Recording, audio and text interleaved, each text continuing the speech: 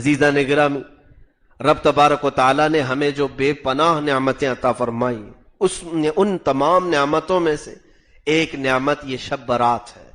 برات کسے کہتے ہیں؟ میں تھوڑا سا دلیلوں کے حوالے سے بات کر لوں اور اس کے بعد پھر اس کا ایک میسج دے دوں۔ ویسے آپ کو بہت طول نہیں دوں گا، آج بہت سارے کام ہیں، ہمیں عبادت بھی کرنا ہے۔ برات کا مطلب ہوتا ہے آزادی۔ آزادی کس چیز سے؟ جہنم سے آزادی، جہنم سے چھٹکارا۔ اس کو عربی میں لیلۃ البرات کہا گیا ہے، یعنی آزادی کی رات۔ آج جو بندہ اللہ تعالیٰ کے حضور مانگا اور اس کی آواز پہنچ گئی، رب تبارک و تعالیٰ کے ہاں وہ مقبول ہوا، تو اس کا نام لکھ دیا جاتا ہے آج یہ آزاد ہے، آج فلاں جہنم سے آزاد ہے۔ بلکہ ایک حدیث پاک میں رسول کریم صلی اللہ تعالیٰ علیہ وسلم فرماتے ہیں بنو کلب کی بکریوں کے بالوں کے برابر۔ ایک خاندان تھا عرب میں جو بکریاں پالتے تھے، ان کی بکریوں کے بال زیادہ ہوتے تھے، ان بکریوں کے بالوں کے برابر لوگوں کو آج اللہ تعالیٰ جہنم سے آزاد کرتا ہے۔ کثرت سے لوگ آج آزاد ہو رہے ہوتے ہیں۔ اے کاش ہمارا بھی نام آزاد ہونے والوں میں آ جائے۔ جب یہ پکارا جا رہا ہوگا آج کہ فلاں بن فلاں آزاد ہے، فلاں بن فلاں آزاد ہے، فلاں بن فلاں آزاد ہے۔ آزادی کا مطلب ہے برات۔ اب یہاں پر ایک بات میں بہت ساری دلیلیں نہ دیتے ہوئے سمپل کچھ چیزیں سمجھا دوں گا آپ کو کہ عقل میں آ جائے آپ کی۔ آزادی اس کے لیے ہے جس کا ایمان ہو۔ ایمان والے کو جہنم سے آزادی ہے، کفر والے کو نہیں۔ کافر کو کبھی آزادی نہیں ہوگی۔ جہنم میں ایک بار کافر ڈال دیا گیا تو واپس وہ ابدالآباد کے لیے نہیں نکالا جائے گا۔ 100 سال کے بعد بھی نہیں، 1000 سال کے بعد بھی نہیں، 1,00,000 سال کے بعد بھی نہیں۔ کفر پر جو مارا اس کی آزادی نہیں۔ ایمان والا اگر گناہ کرتا تھا، بدعملی کرتا تھا اور پھر دوزخ میں چلا گیا، جس کی بنیاد پر سزائیں پا کر کے وہ پھر آزاد ہو سکتا ہے، تو ایمان والے کی آزادی کی بات میں کر رہا ہوں۔ اب یہاں پر یہ گتھی بھی سلجھ جاتی ہے۔ بعض لوگ کہتے ہیں یہ کوئی مسئلہ ہی نہیں ہے، برات بھی نہیں، شب برات بھی نہیں، لیلۃ البرات بھی نہیں۔ کچھ لوگ اس کی انکار کرتے ہیں، اسی لیے آج اندھیریاں ہی اندھیریاں ہیں کچھ لوگوں کے ہاں۔ الحمدللہ ہمارے ہاں ماحول خوب روشن نظر آتا ہے۔ اس کو ایک دلیل کے ذریعے سے میں بتاؤں آپ کو، کس کے لیے آزادی اور کس کے لیے نہیں، اس کا فیصلہ آپ ہی کر لیں گے۔ حضور پاک صلی اللہ تعالیٰ علیہ وسلم کی بارگاہ میں ایک صحابی آئے اور انہوں نے کہا، پتے کی بات ہے، یہ دلیل کے طور پر آپ محفوظ رکھ لیں اس کو۔ عرض کیا آقا ایک یہودی تھا ہمارا دوست، وہ بہت اچھے اچھے کام کرتا تھا، مالدار تھا، لیکن وہ بیمار ہوا، مر بھی گیا، لیکن مرنے سے پہلے اس نے کچھ وصیتیں کی ہیں۔ توجہ، اس یہودی نے وصیتیں کی ہیں۔ کیا وصیتیں؟ میرے مال سے کچھ فقیروں کو کھانا کھلاؤ، کچھ فقیروں کو کپڑے پہناؤ اور کچھ غلاموں کو آزاد کرو۔ کھانا کھلانے، کپڑے پہنانے اور آزاد کرنے کی وصیت کی، اور یہ سب کی سب نیکیاں ہیں، سب سے بڑی نیکیاں ہیں، اچھی نیکیاں ہیں۔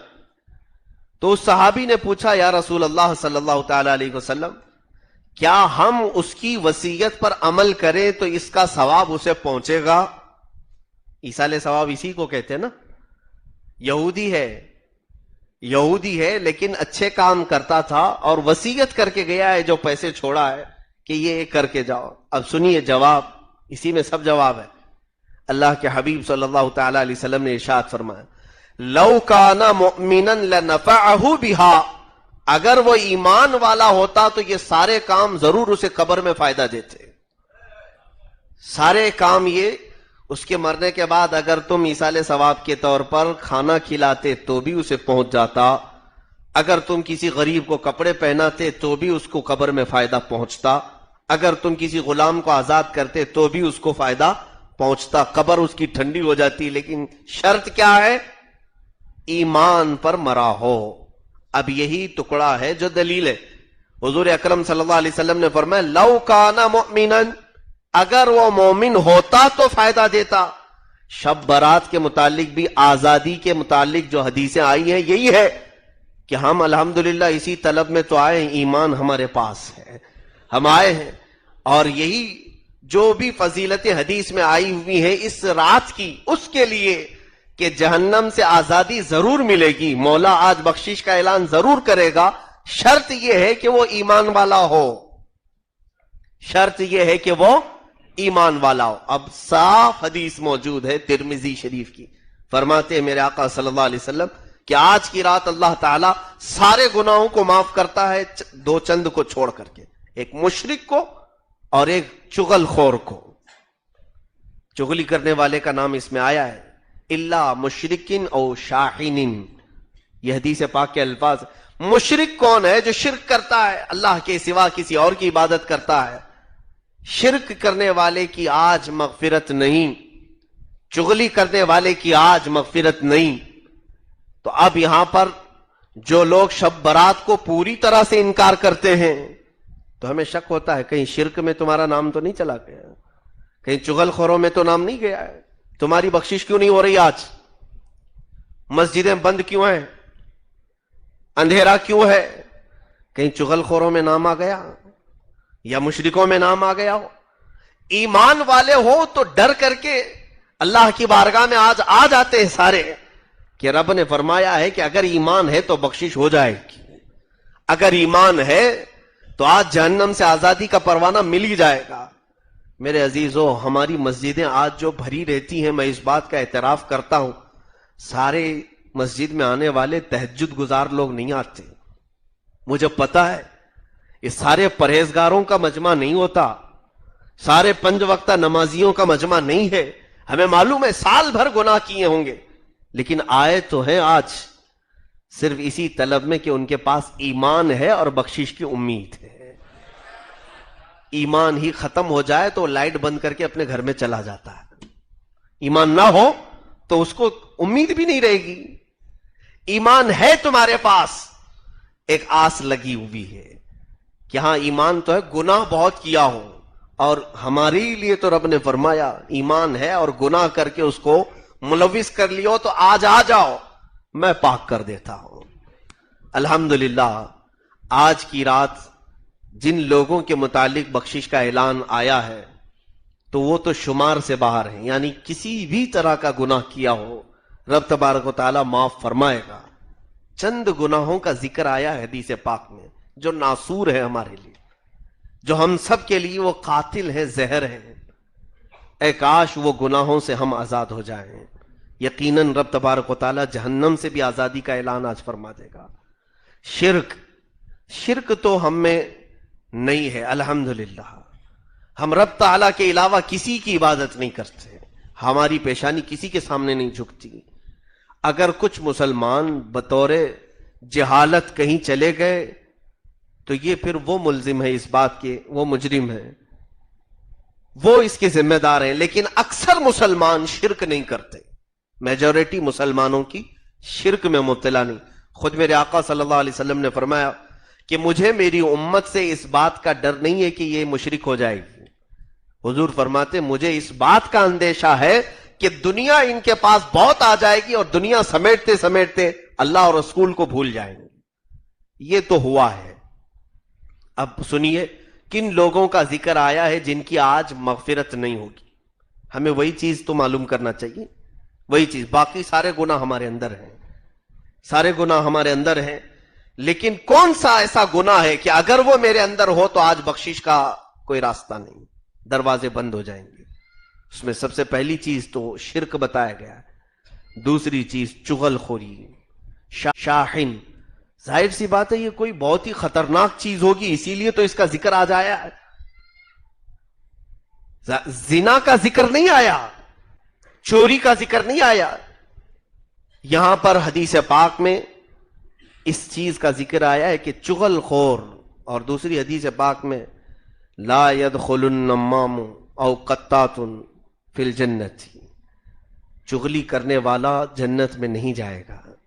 اور ایک حدیث پاک میں ہے جنت کی خوشبو 500 سال کی دوری سے آتی ہے، 500 سال ابھی چلیں گے تب جنت آئے گی، اتنی لمبی دور سے ہی جنت کی خوشبو آتی ہے، لیکن حدیث پاک میں چغلی کرنے والا جنت کی خوشبو سے بھی محروم رہے گا، اس سے جنت کی خوشبو بھی نہیں دی جائے گی.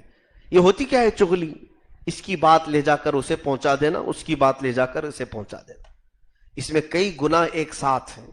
امانت میں خیانت بھی ہے.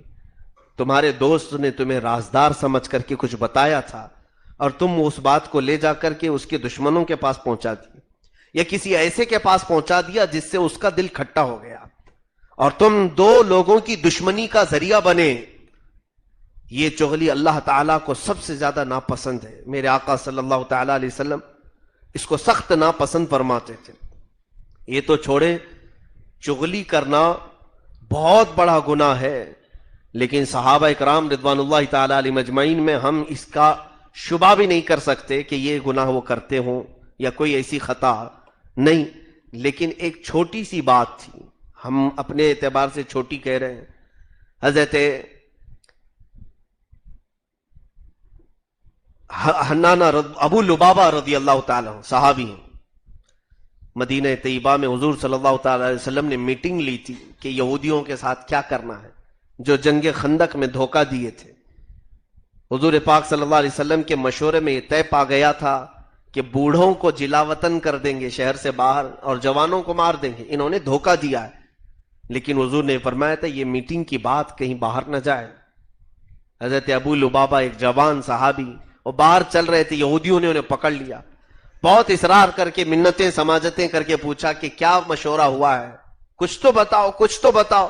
انہوں نے کہا نہیں بتا سکتا، یہ راز ہے رسول اللہ کا. اپنی پرانی دوستیاں یاد دلائی. انہوں نے صرف اپنی گردن کے پاس ہاتھ یوں کر کے اشارہ کیا، یعنی قتل کر دیے جاؤ گے، مارے جاؤ گے، اتنا خالی اشارہ کیا اور چلے گئے وہاں سے. وہ اتنا اشارہ پا کر کے سارے یہودی مدینہ چھوڑ کر بھاگ گئے. بات میرے آقا صلی اللہ علیہ وسلم تک پہنچ گئی. حضور نے شام کے وقت بلایا صحابہ، پوچھا کون ہے جو ہماری محفل کی بات باہر تک پہنچایا. صحابہ اکرام ان کا عقیدہ تو یہ تھا کہ اگر نہ بھی بولے تو وہ رسول جانتے ہیں، ان کو معلوم. سیدھے کھڑے ہو گئے حضرت ابو لبابہ، کہا یا رسول اللہ صلی اللہ علیہ وسلم، بولا تو کچھ نہیں، میں نے صرف اشارہ کیا تھا. حضور پاک صلی اللہ علیہ وسلم کا جلال دیکھیں. اس وقت سارے صحابہ سے فرمایا آج سے ابو لبابہ سے نہ کوئی سلام کرے گا نہ کوئی بات کرے گا. سوشل بائیکاٹ کی طور پر، یعنی مقاطعہ جسے کہتے ہیں، کوئی لین دین نہیں ہوگا، نہ ان کے گھر کوئی آئے گا نہ ان سے کوئی بات کرے گا. وہ کافر نہیں ہوئے، اسلام سے نہیں نکل گئے، لیکن ان کو بائیکاٹ کر دیا گیا. ایسے بائیکاٹ کہ حضور پاک صلی اللہ علیہ وسلم بھی ان سے بات نہیں فرماتے تھے. اللہ کے نبی جو رحمت للعالمین ہے بات نہیں فرمائے. کتنے دن گزر گئے جانتے ہیں آپ؟ مہینہ گزر گیا. وہ ابو لبابہ کیا کرتے تھے؟ اپنی اس خطا پر پچھتاتے پچھتاتے انہوں نے مسجد نبوی کی ایک ستون پر اپنے آپ کو رسیوں سے باندھ لیا تھا. ان کی بیوی ان کو باندھ کر کے چلی جاتی تھی، کھانے کے وقت کھولا جاتا تھا، نمازوں کے وقت کھولا جاتا تھا، پھر وہ ستون سے انہیں باندھ دیا جاتا. یہ سزا حضور کی طرف سے نہیں تھی، انہوں نے خود اپنے طور سے مول لیا تھا کہ میں اس قدر گر گیا اس راز کو باہر پہنچا کر کے کہ اب میں ستون سے باندھے جانے کے ہی قابل ہوں. یہ ان کی اپنی فکر تھی.